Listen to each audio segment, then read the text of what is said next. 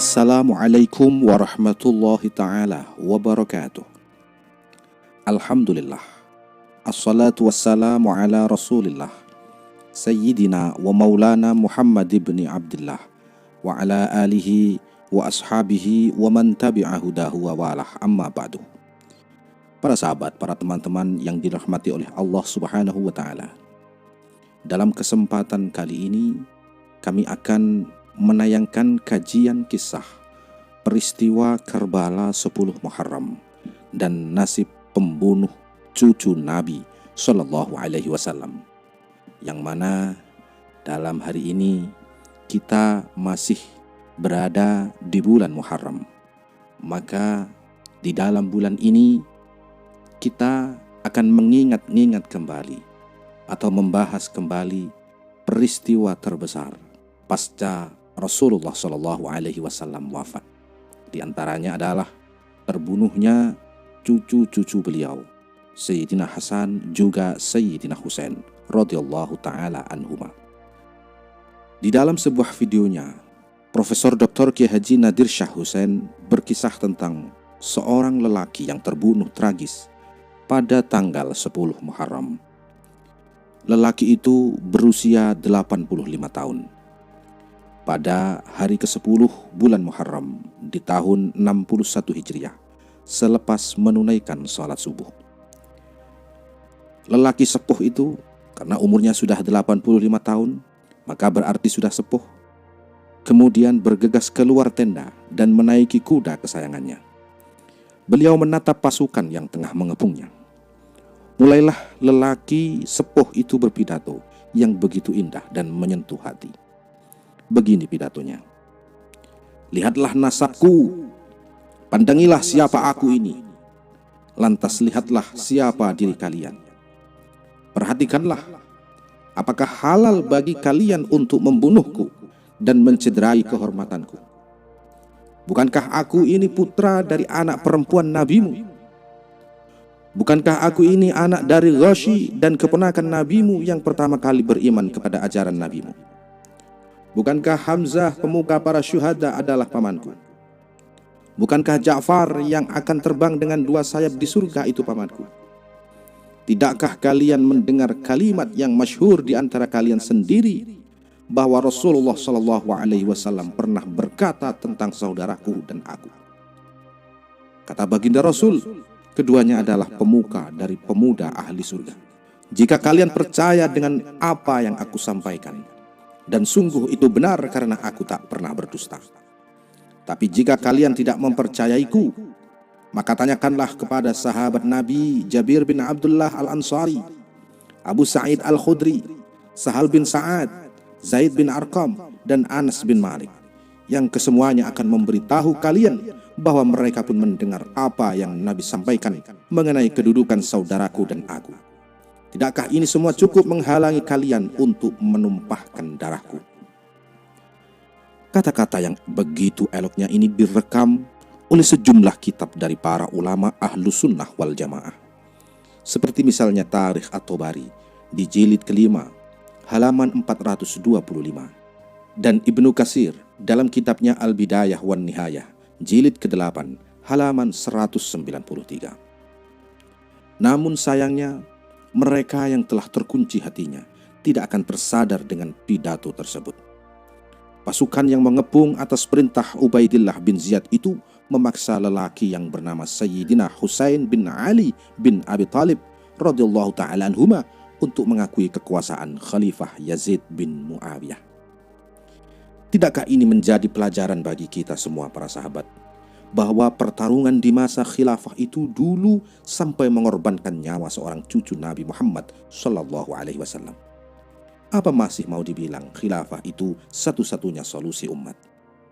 Simak pula bagaimana Ibnu Katsir dalam Al-Bidayah wan Nihayah bercerita tentang Sayyidina Husain yang terbunuh di Karbala pada tanggal 10 Muharram, atau yang dikenal dengan hari Asyura. Begini penuturan Ibnu Katsir: "Pasukan memukul kepala Husain dengan pedang hingga berdarah. Husain membalut luka di kepalanya dengan kain jubahnya, dan dengan cepat balutan kain itu penuh dengan darah Sayyidina Husain. Simr bin Dzil Jaushan memerintahkan pasukannya menyerbu Husain, Mereka menyerang dari segala penjuru. Ibnu Katsir melanjutkan tulisannya. Yang membunuh Sayyidina Husain dengan tombak adalah Sinan bin Anas bin Khamr. Dan kemudian dia menggorok leher Sayyidina Husain dan menyerahkan kepala Sayyidina Husain kepada Hawali bin Yazid. Lihat kitab Al-Bidayah wan Nihayah, jilid ke-8, halaman 204.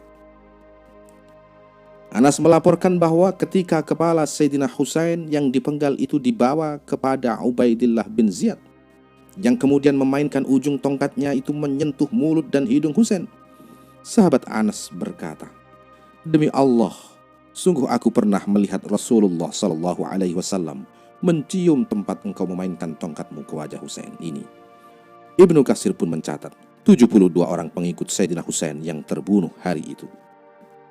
Imam Suyuti di dalam Tarikhul Khulafa mencatat 4.000 pasukan yang mengepung Sayyidina Husain dan keluarganya di bawah kendali Umar bin Sa'ad bin Abi Waqqas. Pada hari terbunuhnya Sayyidina Husain, Imam Suyuti dalam Tarikhul Khulafa mengatakan, dunia seakan berhenti selama 7 hari. Mentari merapat laksana kain yang menguning. Terjadi gerhana matahari di hari itu. Langit pun terlihat memerah selama 6 bulan. Imam Suyuti juga mengutip dari Imam At-Tirmizi yang meriwayatkan kisah dari Salma yang menemui Ummu Salamah, istri Nabi SAW, yang saat itu masih hidup. Ummu Salamah wafat pada tahun 64 Hijriah, sementara Sayyidina Husain terbunuh di tahun 61 Hijriah. Salma bertanya, "Mengapa engkau menangis, wahai Ummu Salamah?" Ummu Salamah pun menjawab, "Semalam saya bermimpi melihat Rasulullah yang kepalanya dan jenggot beliau terlihat berdebu.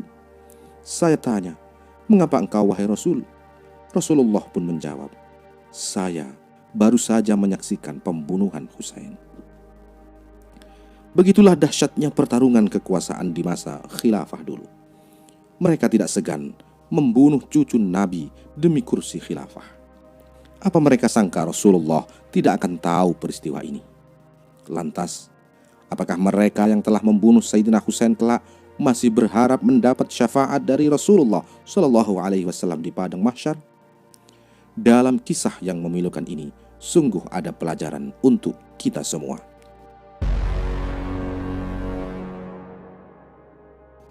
Nasib tragis pembunuh Sayyidina Husain. Mereka yang terlibat dalam pembunuhan Sayyidina Husain dan bagaimana nasib mereka setelah itu. Ada orang yang bernama Umar bin Sa'ad bin Abi Waqqas. Umar bin Sa'ad bin Abi Waqqas, dia adalah anak dari sahabat Nabi, di mana Sa'ad bin Abi Waqqas ini termasuk 10 sahabat Nabi yang telah dijamin masuk surga oleh Nabi Muhammad SAW. Ironisnya, anaknya kelak justru terlibat dalam pembunuhan cucu Nabi. Kemudian Umar bin Sa'ad bin Abi Waqqas dipenggal kepalanya oleh Abu Ammar Kaisan atas perintah Mukhtar Saqafi. Kepalanya dikirim ke Muhammad bin Al-Hanafiyah, putra dari Imam Ali bin Abi Thalib yang lain. Itulah yang terjadi dengan membunuh Sayyidina Husain. Kemudian pembunuh yang kedua adalah Ubaidillah bin Ziyad. Beliau saat itu menjabat sebagai gubernur Kufah saat terjadinya peristiwa Karbala. Dialah yang mengerahkan 4.000 pasukan mengepung Sayyidina Husain. Dia pula yang menerima kepala Husain dan memainkannya dengan ujung tongkatnya, sebagaimana yang telah kami ceritakan. Ternyata nasibnya juga dipenggal kepalanya oleh pasukan Mukhtar beberapa waktu setelah itu. Anehnya para sahabat, dalam riwayat yang dikatakan potongan kepalanya didatangi ular yang kemudian tinggal di dalam potongan kepalanya beberapa saat, lalu keluar lagi. Kemudian ada orang yang bernama Samir bin Dziljaushan. Samir bin Dziljaushan ini dialah pemimpin tim sayap kiri pasukan yang menyerang Sayyidina Husain. Sebelumnya, dia adalah sahabat dari Imam Ali bin Abi Thalib karramallahu wajhah.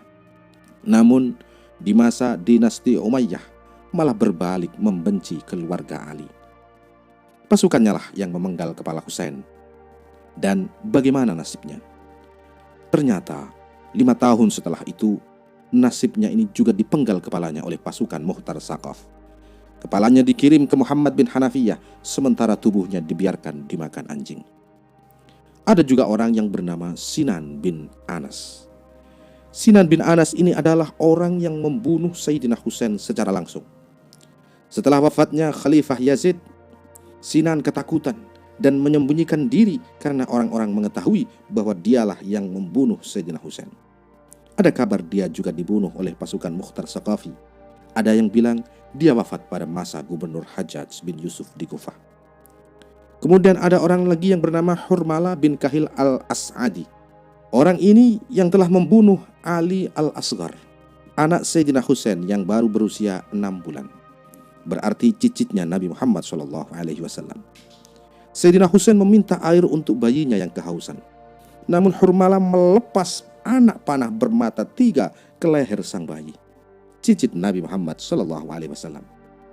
Hurmala belakangan mati dieksekusi pasukan Mukhtar, tepatnya 5 tahun setelah itu.